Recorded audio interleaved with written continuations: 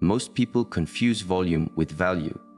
We're taught that the loudest voice in the room is the one that matters, that quick answers equal intelligence, and that constant motion is a sign of progress. But there is a power that operates on a different frequency.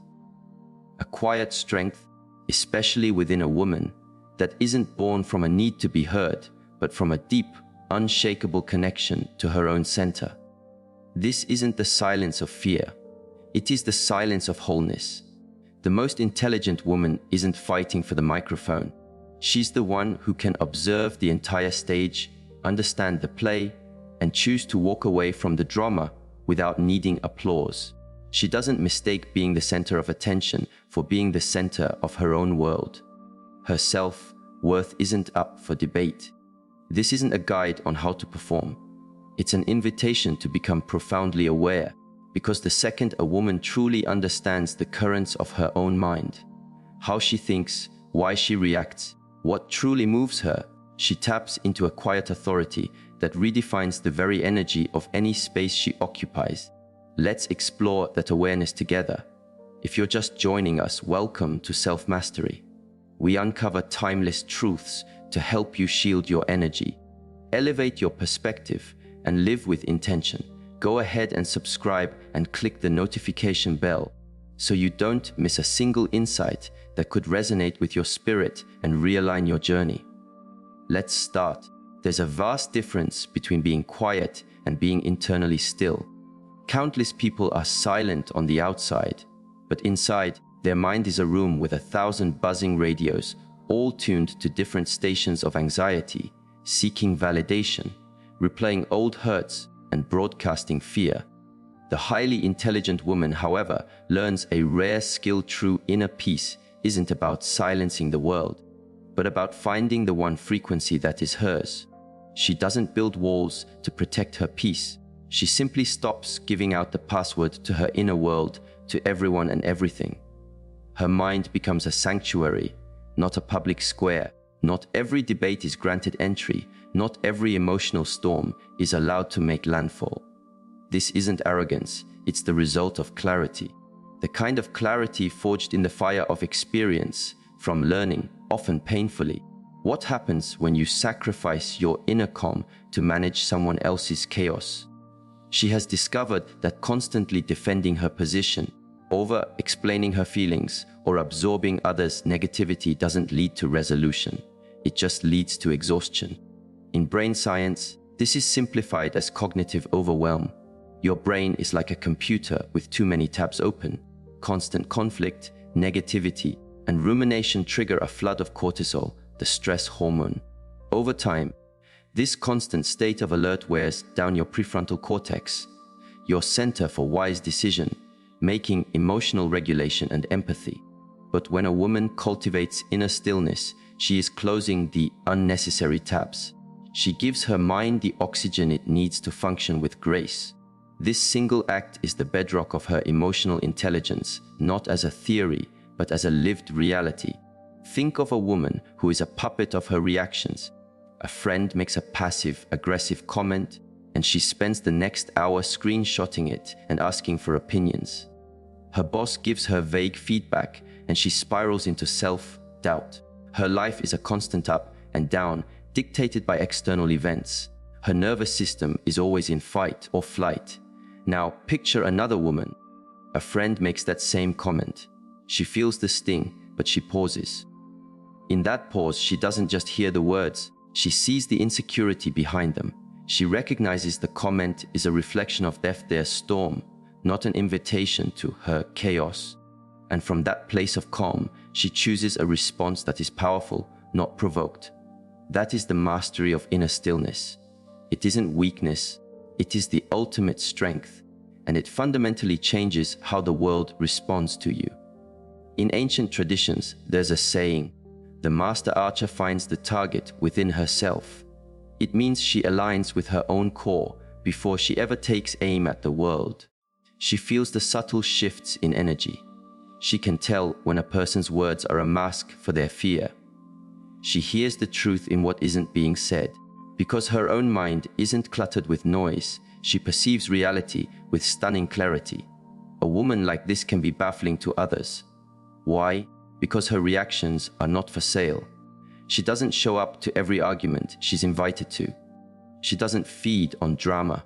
And in a society addicted to outrage, her self-restraint is captivating. People feel a different quality in her presence, a centeredness, a quiet knowing. This stillness has a practical magic in relationships. It's the difference between a disagreement that tears two people apart and one that reveals a deeper truth. There's a story about a mediator known for her work with families.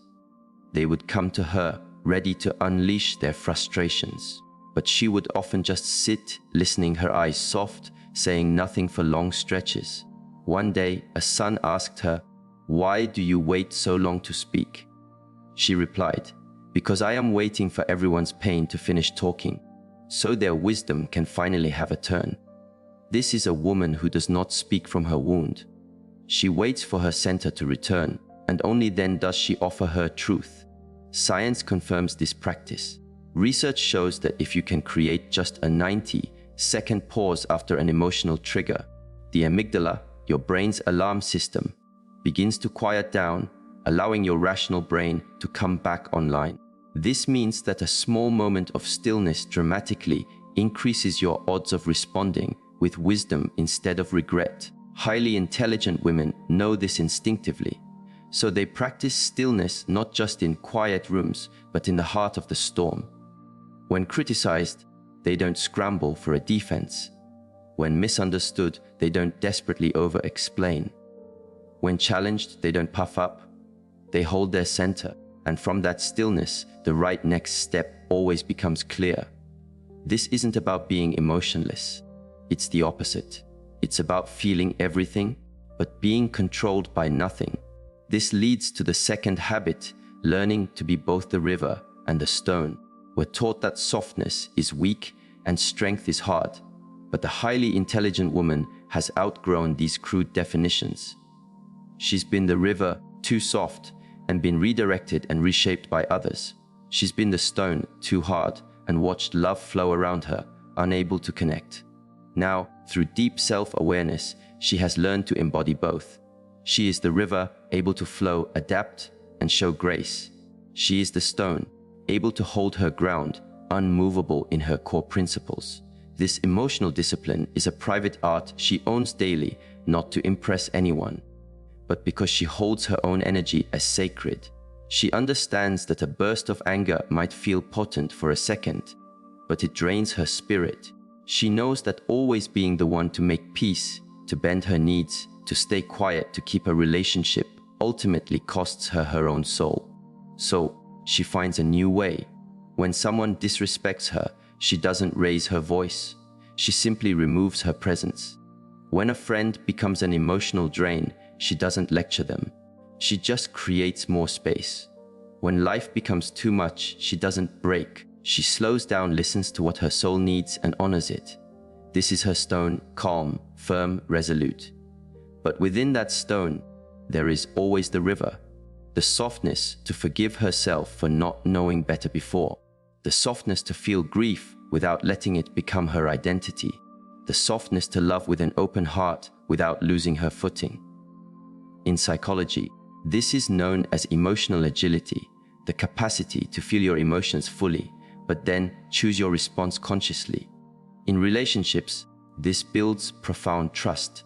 A partner, for example, feels deeply safe with a woman who can express her disappointment with clarity instead of blame, who can state her needs as a request instead of an accusation. A woman who can hold her own dignity even when she is hurting. This isn't a performance. It is the signature of maturity, and it is a magnet for true, lasting connection. There's a story of a woman whose partner grew emotionally distant. For a year, she tried everything she knew, pleading anger, strategic silence. The distance only grew. One night, instead of replaying the old drama, she sat beside him and said softly, "I feel like we're standing on opposite sides of a canyon. I love you, and my hand is reaching out, but I cannot build the bridge all by myself." For the first time, he didn't see an accuser. He saw a partner. He felt her strength, but also her softness. Her words weren't a threat, they were a clear, loving boundary. This is the kind of woman who commands respect, not because she is intimidating, but because she is integrated. Her presence is not turbulent. Her love is not needy. Her emotions are not a weapon. She is a source of peace, and people will either rise to meet her there or quietly see themselves out. From a brain perspective, this emotional regulation creates a positive feedback loop. When a woman regulates her emotions, she co-regulates the relationship, making it feel safer. A safer relationship allows her brain to be even more resilient and loving. It all begins with a single practice, pausing before you respond and asking, which part of me is about to speak, the river or the stone? And even when she gets it wrong, as all humans do, she doesn't condemn herself. She gets curious, she learns, she refines. That is the art of emotional intelligence. A woman who knows when to be the river and when to be the stone is impossible to control. She cannot be baited into chaos or shamed into compliance.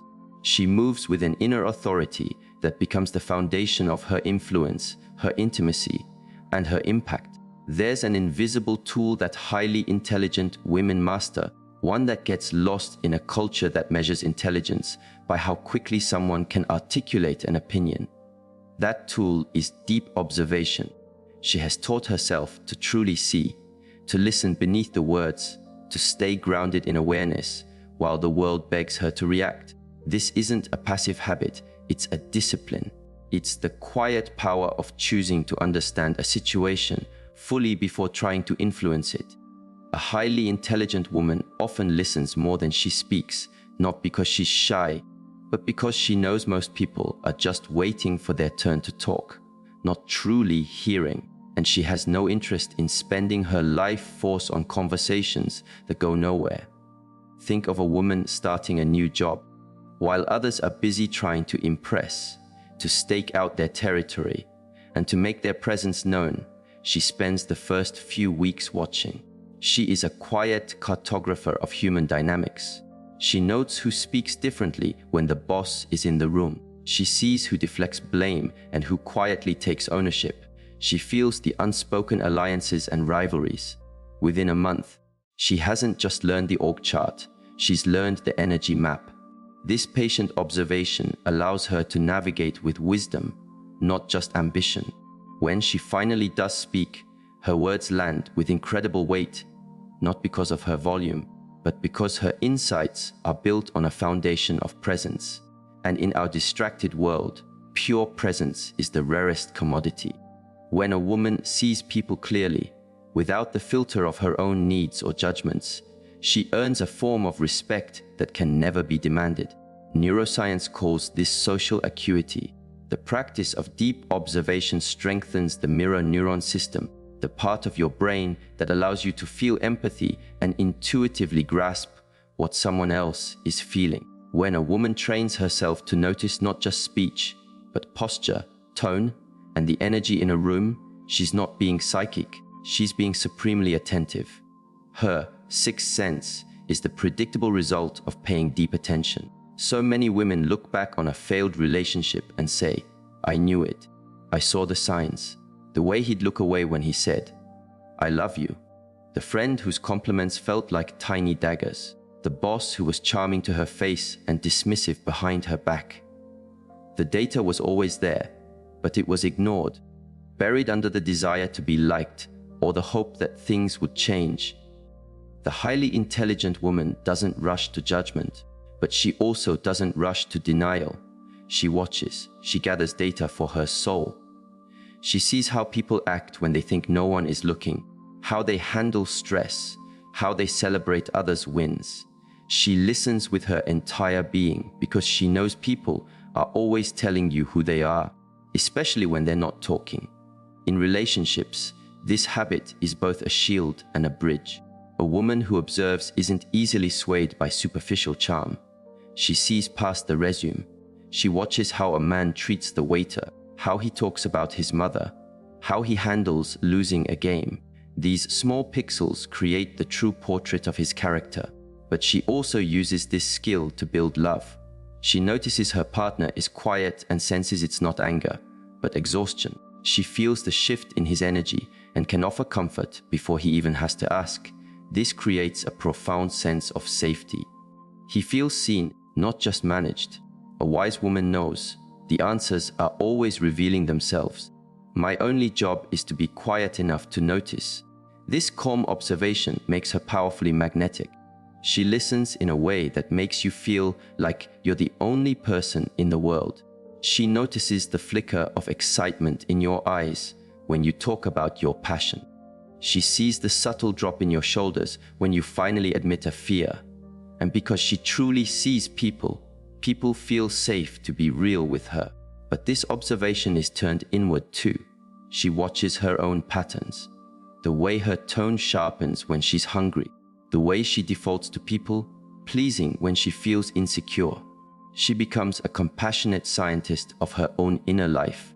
And this is where observation becomes alchemy. When she can see her own flaws without flinching, she can change them without shame. She spots the old scripts starting to play, the need to over-explain, the urge to withdraw, the fear of being too much. And because she sees them, she is no longer their prisoner. This self-awareness is the key to emotional liberation. It's the difference between declaring, "That's just how I am," and quietly knowing, "That's how I used to be." And from this fertile ground of observation, another powerful habit blossoms: creation. A truly intelligent woman is not satisfied being a passive recipient of life, of trends, of opinions, of drama, of someone else's idea of a good life. She is a creator. She creates pockets of silence in her noisy day. She creates meals that nourish her body. She creates order in her home that calms her mind.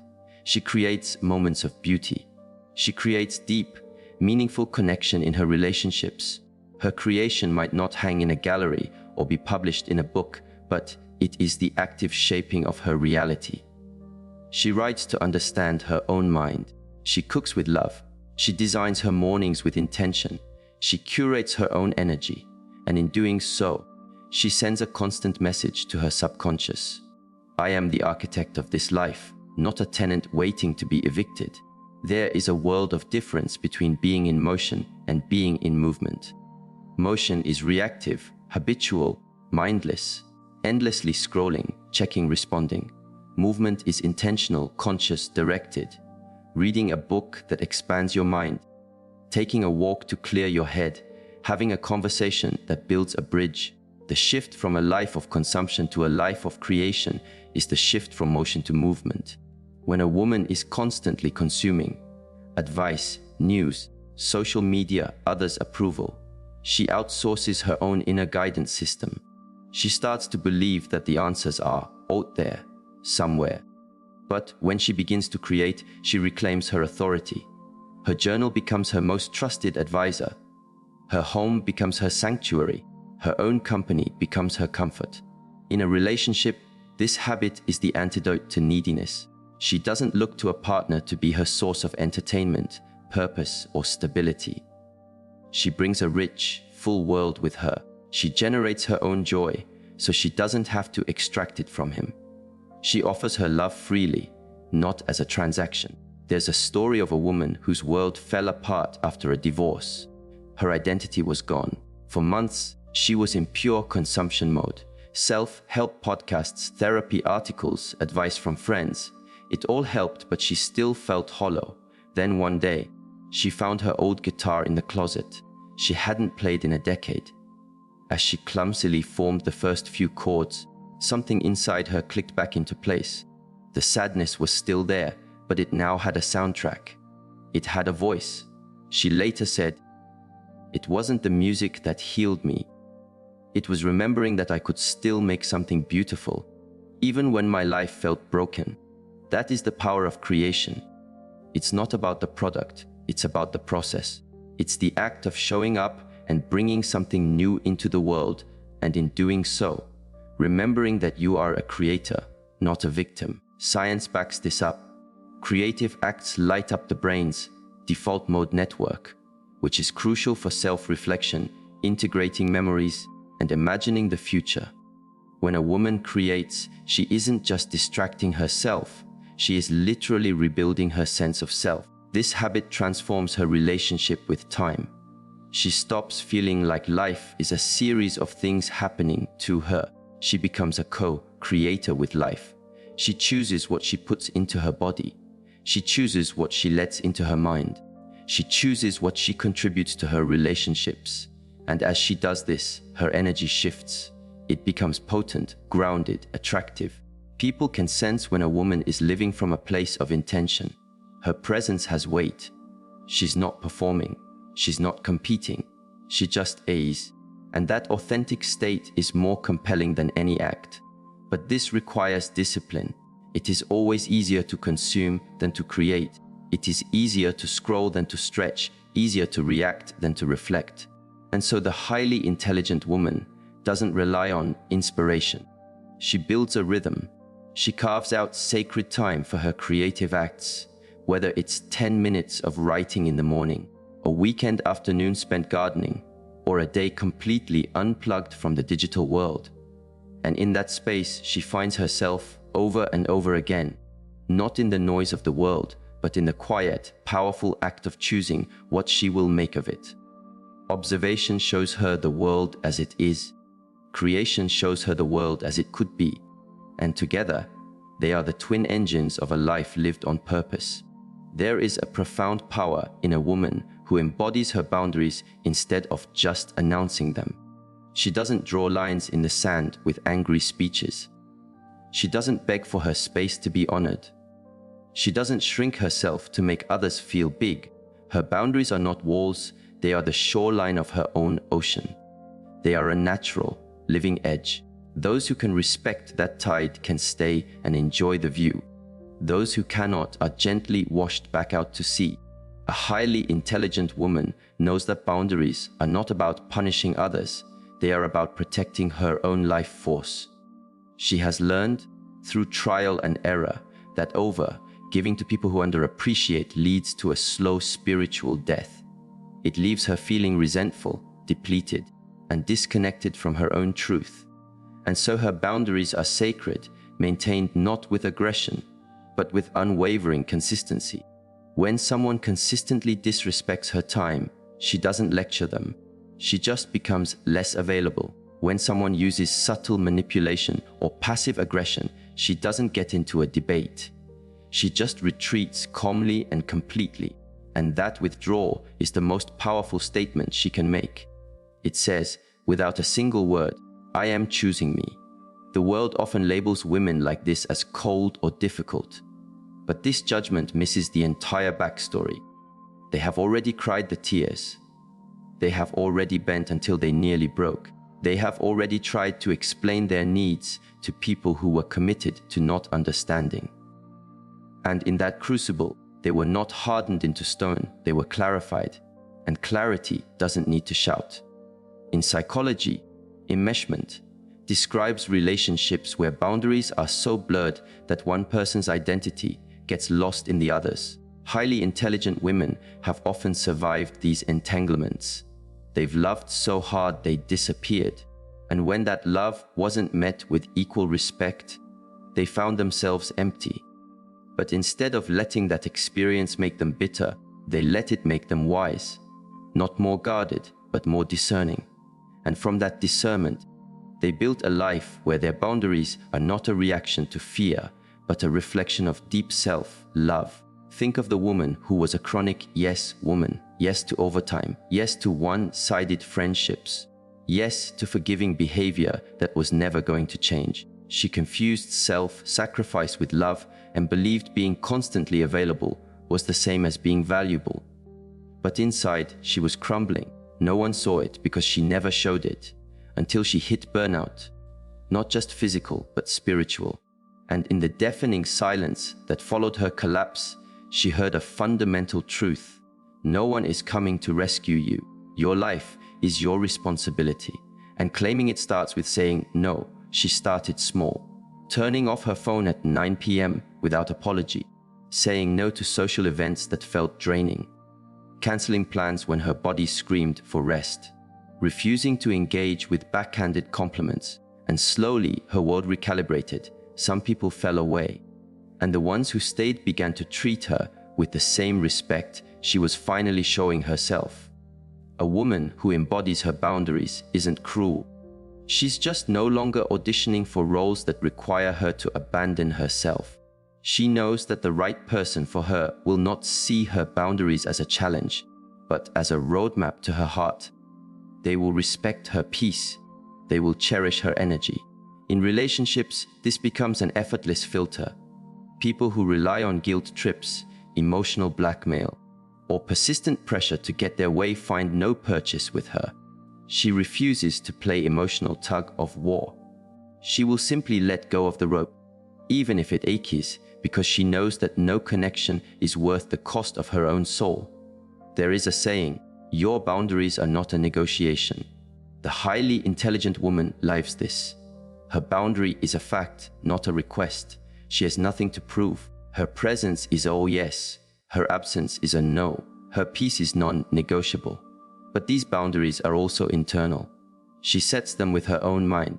She stops herself from spiraling into obsessive thoughts about the past. She refuses to entertain her inner critic's monologue. She sees her mind replaying an old story, a story of not being chosen, not being good enough. And she gently but firmly says to her own thoughts, we are not watching that movie again. This inner discipline is the ultimate form of self-leadership.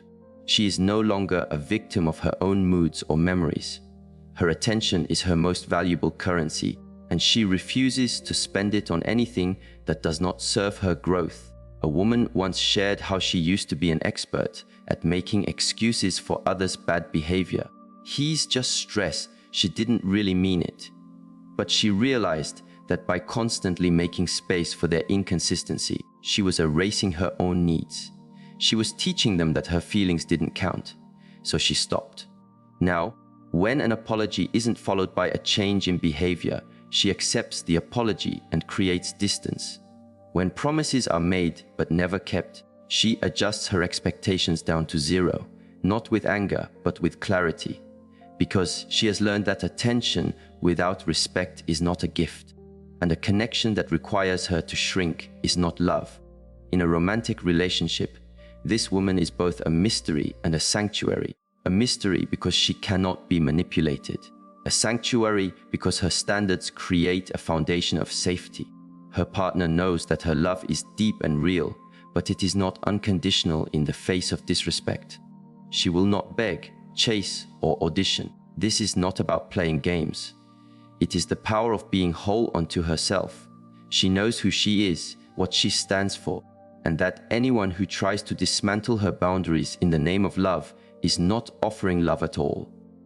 A woman in harmony with herself is like water.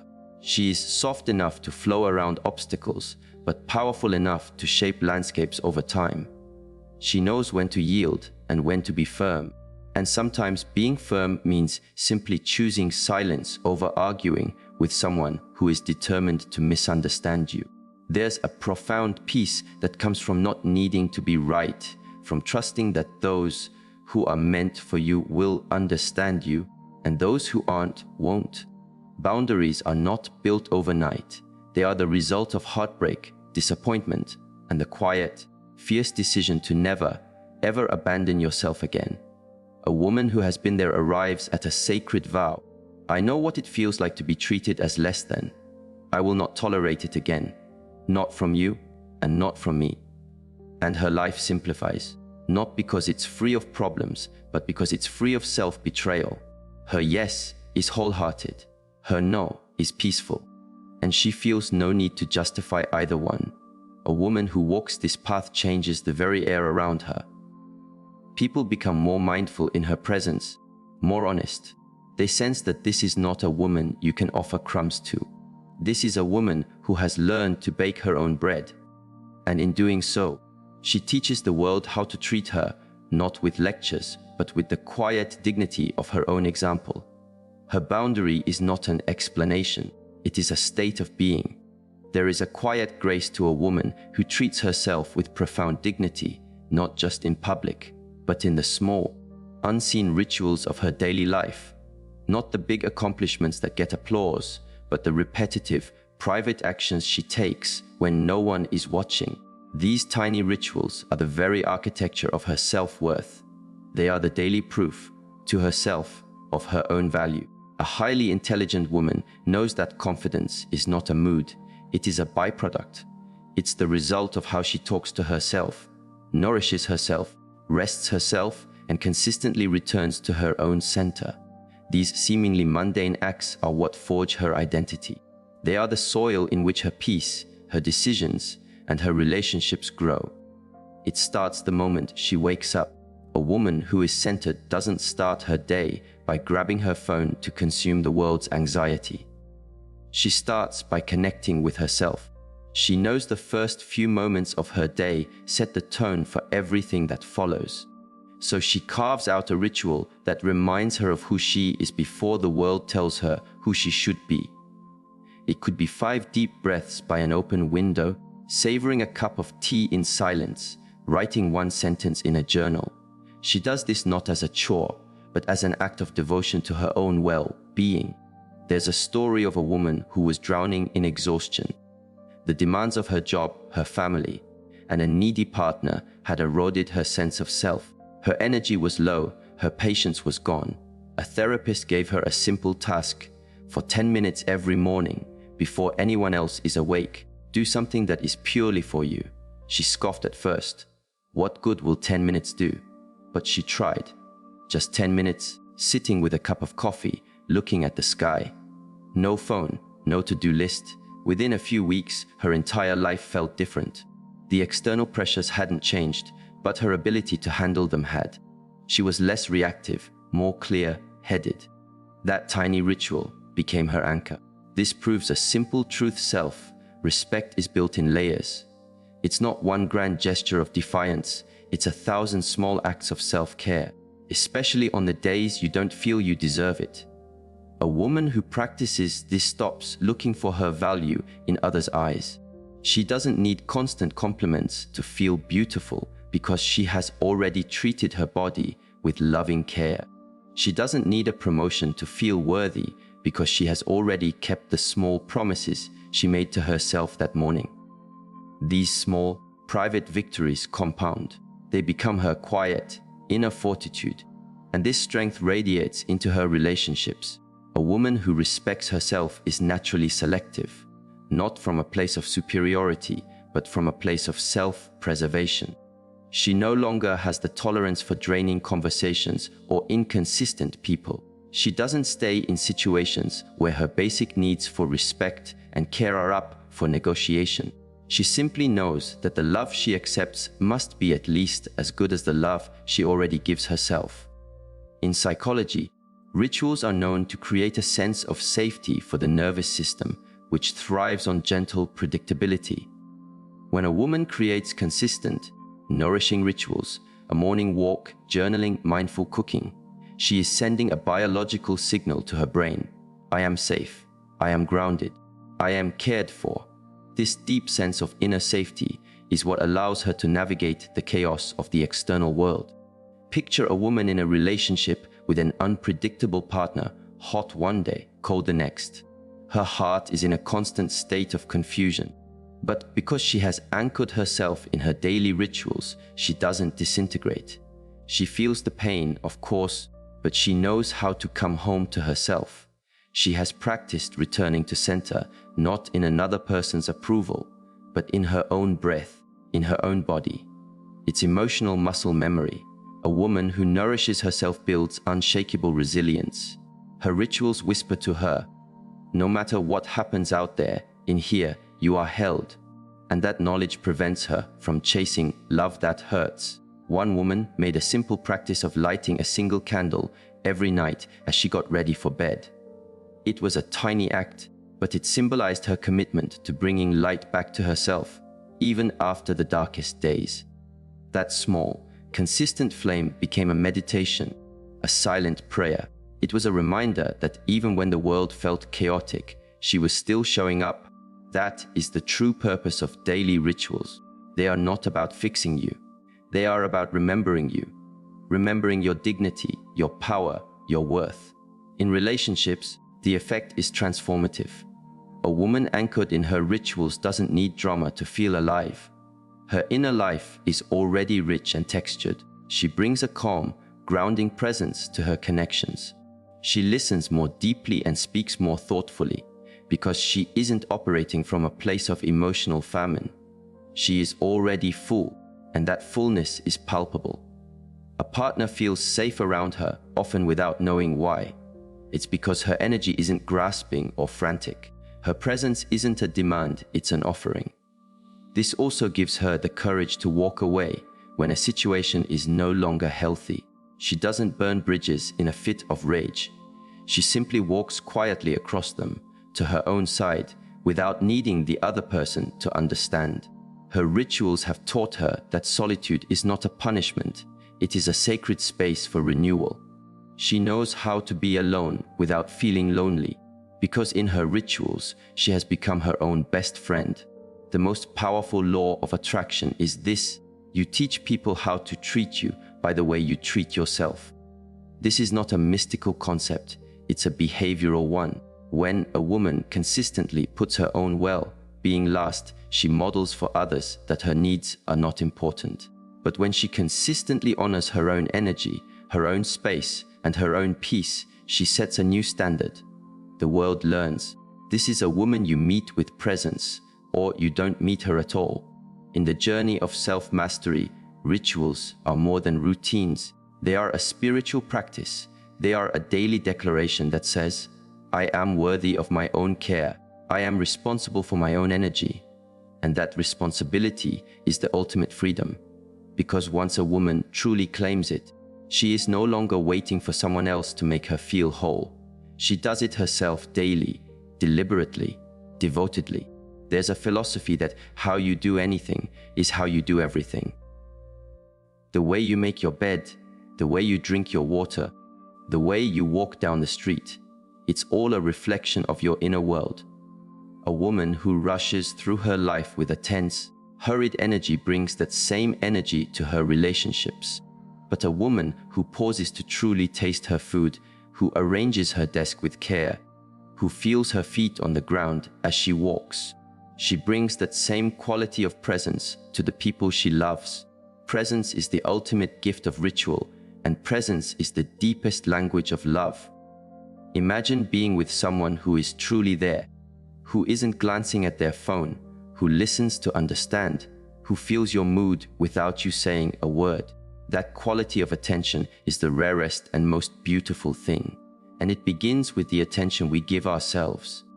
These daily rituals, however small, are the roots that ground her. If she neglects them, she becomes fragile, easily swayed by the winds of the world. But if she tends to them, she becomes a source of shade and strength for herself and for everyone lucky enough to be in her orbit. There is no one right ritual. For some, it is dancing.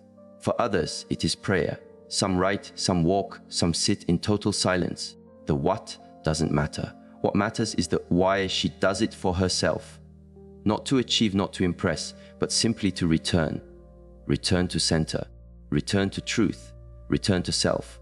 And when she does this day after day, her relationships are transformed. Not because she finds better people, but because she becomes a woman who knows her own worth. A woman who gives from a full cup, not an empty one. A woman who enters a room not wondering if she will be accepted, but already knowing she is complete. And this wholeness cannot be faked. It can only be lived. And it is lived one ritual at a time. When a woman begins to live with this level of intention, when her silence is sacred, her emotions are her students, her mind is observant, her life is a creation, her boundaries are clear, and her rituals are consistent, she stops searching for her value in the world. She becomes the source of it. She no longer asks, am I good enough? Because she feels her own sufficiency in the way she greets the day. She no longer worries, will they choose me? Because she is no longer attached to anyone who needs convincing. She becomes a woman whose presence is her message, not because she is loud, but because every part of her is in alignment. And in that alignment, her world changes. Her standards clarify. Her circle becomes smaller but stronger. She no longer fears solitude because she is never apart from herself. She no longer accepts crumbs because she knows how to prepare a feast for her own soul. Her life is her sermon. Her energy is her boundary. Her habits are her sanctuary.